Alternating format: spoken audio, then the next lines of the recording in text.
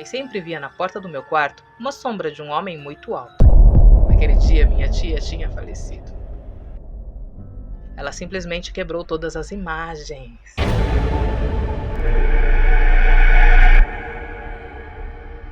Oi, seja mais uma vez bem-vindo aos Relatos Flix. Eu aqui com a Pérola. Pérola sou eu estou aqui me apresentando a você que é novo. Muito obrigado por estar aqui. Assiste esse vídeo até o final, hein?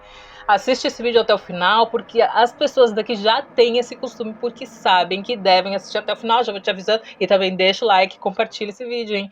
Pra fazer com que o nosso trabalho chegue para mais pessoas. E se você mandar algum relato hoje que faça arrepiar, eu vou te dizer que eu vou jogar macumba para você, porque eu estou com uma crise de alergia a alguma coisa nova, que eu não tinha alergia, eu não comi nada que eu tinha alergia, tô toda me coçando, eu tava gravando outro vídeo aqui, me arrepiei, e foi horrível a sensação da coceira junto com arrepiar. Então tá terminantemente proibido aqui nesse canal mandar história que faça eu me arrepiar. Ok? Estamos combinados? Aham, assim é bem melhor. Olha, hoje vamos começar com os relatos, gente, que eu recebi aqui no e-mail, que as informações vão aparecer aí na tela, você não sabe? Tá difícil, hein? Tá difícil. Déficit de atenção aí, tá tendo. Eu, todos os vídeos eu falo. Presta atenção aí, gente, pelo amor de Deus.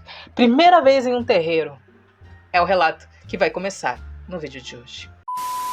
Ui, tá me coçando. Oi, Pérola, sou de Belo Horizonte e recentemente conheci seu canal, me apaixonei. Meu relato ficou um pouco longo, mas vamos lá. Fui criada para ser católica, pois boa parte da minha família e os meus pais são separados e sempre morei com o meu pai, mas vivia na casa da minha mãe, que morava com a minha avó. Minha avó era da Umbanda, então desde muito nova sempre ouvi os relatos dos meus tios e da minha mãe, de muitas coisas que aconteciam lá, quando eles eram pequenos. Eu sempre me borrei com medo do espiritismo, mas ao mesmo tempo ficava muito curiosa. Então, cresci ouvindo muitas coisas. Minha mãe se casou novamente. Íamos passar férias com ela. Dormia no mesmo quarto que os meus 2 irmãos, mas sempre via na porta do meu quarto uma sombra de um homem muito alto. Não conseguia ver o rosto dele. Algumas vezes tinha medo, em outras não. A maioria das vezes ele estava lá, na porta, parado. E sempre que eu ia para casa da minha mãe, eu ouvia e via vultos. Em uma noite tive paralisia do sono. Vi uma criança nos pés da minha cama. Ela vinha se aproximando. Eu não me mexia, não conseguia gritar. Foi uma experiência horrível. Ela vinha andando, quando chegou perto do meu rosto, sumiu. E foi aí que eu finalmente consegui gritar. Pois bem, tudo se passou. Eu não vi mais nada, porque eu sempre pedia para que não acontecesse. Minha mãe e a avó são médiuns de berço. Minha mãe não se desenvolveu, mas ela vê, escuta e conversa com os espíritos. Por outro lado, minha avó fazia atendimentos, mas depois virou crente. Minha mãe conta que ao invés de entregar a mesa e falar que não queria mais, ela simplesmente quebrou todas as imagens. Destruiu tudo que ela tinha no quartinho. Eita, Priola, não faz isso não. Faz isso não. Dá pra gente, dá pra mim que eu cuido. Nisso, não tinha nascido ainda, pois minha mãe conta que ela começou a ver coisas como pratos quebrando na pia e não tinha ninguém. Correntes se arrastando pela casa, portas batendo. Não tiveram paz desde então, e até hoje é assim. Mulher grave manda pra gente. Aquela que tá cagando que a pessoa tá com problema na casa. Pois bem, nos dias atuais tenho 28 anos, sou casada e tenho uma filha, que pelo que percebo tem um pouco da mediunidade, que vem de berço também. Meu marido odeia falar em espiritismo, pois ele não acredita em nada. Ou acredita e tem medo, não sei muito bem ao certo. Nos separamos por 2 anos. Foi aí que foi a primeira vez em um terreiro. Para falar a verdade, eu amei. No dia que minha mãe me levou, eu estava muito mal com tudo o que estava acontecendo na minha vida. Fui morrendo de medo do que eu iria ver ou escutar, mas fui. Chegando lá, o pai de santo nos atendeu e foi ótimo. Conversei com o seu preto velho. Me falou muitas coisas que estava fazendo de errado e por que da minha vida estar do jeito que estava, que a única culpada era eu. Pois bem, escutei e guardei suas palavras. Ele subiu e quem veio foi o seu capa. Ele me levou para o seu quartinho de atendimento, pois ele não gosta de claridade. E ela me falou muitas coisas que só eu sabia. Conversamos. Ele me disse que eu tinha uma moça dele comigo. Ele conversou com ela. Eu não me lembro muito bem do que houve lá, talvez incorporação? Me lembro que ele chamou a minha mãe, e eu ouvia ele pedindo para a moça. Até então não sabíamos o seu nome, e foi pedido para que ela se apresentasse. Ela veio, rodei como nunca tinha feito antes. Ela se apresentou como Maria Padilha das Almas e a partir daí me deu um charuto. Bebíamos cachaça juntos. Não me recordo de quase nada. Quando voltei, estava com cheiro de charuto. Eu tenho bronquite, nunca poderia fumar, mas por incrível que pareça, eu não estava passando mal. Saímos de lá, falei com minha mãe que eu tinha gostado da experiência. Tinha que tomar alguns banhos e fazer alguns trabalhos para minha vida começar a entrar no lugar. Pois bem, foi o que fiz. Antes da pandemia vir, fui a um show de pagode, pois sempre amei. Já à noite, minha amiga que estava comigo tinha ido buscar bebidas. Estava sozinha. Então, do nada, veio um cheiro familiar, que eu conhecia. Um cheiro de charuto. Me assustei, pois não tinha ninguém fumando charuto lá. Eu olhei para o lado e passou. Acabei vindo embora. Voltei no terreiro com minha mãe. Chegando lá, fui atendida pelo seu preto velho. E logo, seu capa preta veio e falou que ele estava lá comigo naquela noite. Aí foi então que veio a pandemia e não voltei lá mais. Mas pouco tempo depois, meu marido voltou para casa. A espiritualidade começou a se fazer presente na minha vida de uma forma linda. Sou muito grata por isso. Essa foi a minha experiência, um pouco confusa, longa, pois nunca contei para ninguém que tinha ido lá com minha mãe. As pessoas julgam muito, então preferi ficar calada. Muito obrigada por mandar a sua história. Se você quiser mandar a sua história, as informações vão aparecer aqui embaixo. Ela pediu para desencarnar e os pretos velhos resgataram o seu espírito. Não peça para desencarnar, por favor, pelo amor de Deus. Temos missões para cumprir. Oi, Pérola, tudo bem? Me chamo Suelen, moro em Itapevi, São Paulo. Beijos para todo mundo aí de Itapevi, principalmente para você, Su.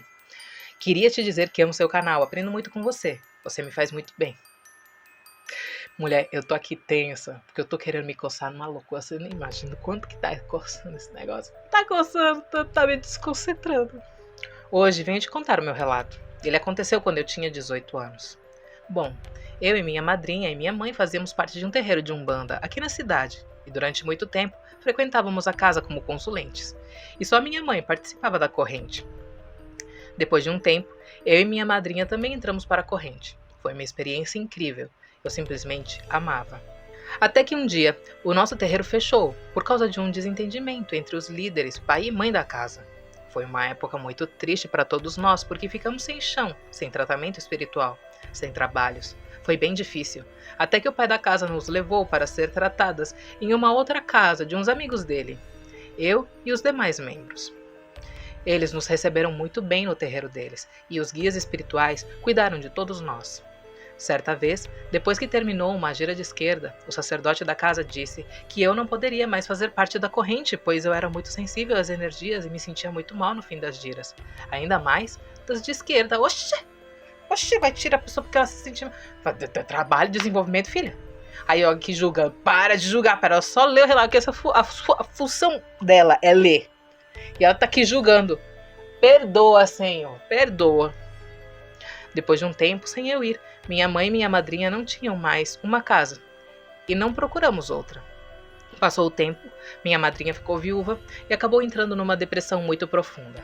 Ela tinha vício no álcool e começou a beber muito mais depois da perda do meu tio. Ela já não tinha mais ânimo para nada. Não comia, não dormia, só bebia, cada dia mais, até ter que ficar internada no hospital, com um começo de cirrose. Pérola. Dava um aperto no coração toda vez que eu ia visitar a minha madrinha no hospital. Naquela situação degradante, ela não tinha mais condições de morar sozinha e nem de trabalhar, então minha mãe levou ela e a minha prima para morar com a gente. Minha tia ficou morando lá, na minha casa. Eu dormia numa beliche. Era eu e minha mãe em cima, e minha madrinha e minha prima embaixo. Minha madrinha gemia todas as noites, agonizando mesmo de dor. Eram idas e vindas do hospital. Campanhas que minha tia fazia para ela ir na igreja e nada adiantava. Ela já estava entregue à bebida e à depressão. Até que um dia, a mãe de santo da casa onde a gente frequentou nos ligou, nos convidando para uma gira que ia acontecer na casa de um amigo.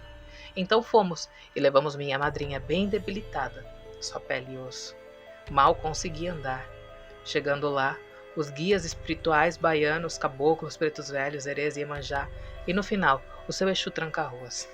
Minha madrinha passou por uma limpeza espiritual naquele dia, no final da gira, e o seu Zé Pilintra disse que não havia mais jeito, porque a minha madrinha não queria mais viver, e nas orações dela, ela pedia para morrer. Ela queria ir para perto do meu tio, Pérola. Aquele dia ficamos sem chão, porque minha família estava fazendo de tudo para que minha tia saísse da depressão e parasse de beber. E aquele dia, eu e minha mãe ficamos sabendo que ela não queria mais viver e que aquele dia seria a despedida dela. Para que eu não fiz essa maquiagem toda aqui para fazer eu chorar. Estamos conversados aqui, porque eu vou colocar a ordem nesse lugar. Proibido o relato que me arrepia, proibido o relato que fez eu chorar. Eita! Passando uma semana, minha tia foi internada novamente em estado grave na UTI. Pele seca, olhos amarelados, barriga inchada, cheia de água. Ficou na UTI 2 semanas e voltou pro quarto. Parecia que era só para se despedir da gente. Para, uma pausa para engolir o choro. Não vou chorar. Para. Naquela época, eu trabalhava à noite e dormia durante o dia, até que certo dia acordei com um grito da minha prima. Meu coração parecia que ia sair pela boca. Quando acordei, ela estava caída no chão da cozinha, e uma das minhas tias segurando ela e tentando acalmá-la. Naquele dia, minha tia tinha falecido. Naquela noite eu não fui trabalhar. Fomos a família toda dar notícia para os meus parentes e amigos, e fomos para o velório da minha tia, que durou a noite toda. Foi sepultada no dia seguinte. Foi uma despedida muito triste para todos.